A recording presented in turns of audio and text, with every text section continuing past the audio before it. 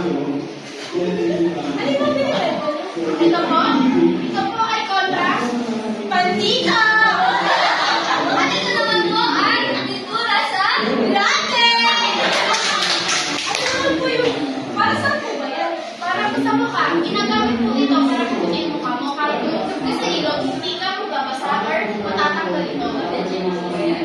Try mo. Ito po kayo. Yan sa'yo.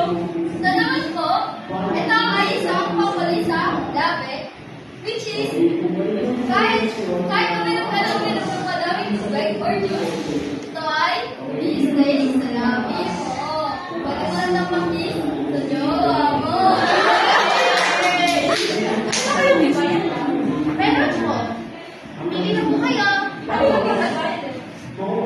Salit po siya parang corn paper. Pwede sa mukha na papatanggal din ng mantika. Para po sa mukha, papatanggal po ng mga kaliliit na po.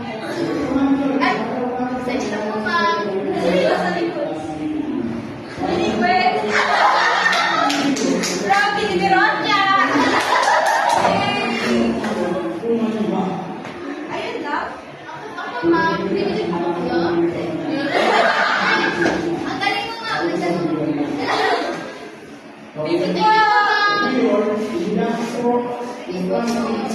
Pinaalis yung customer.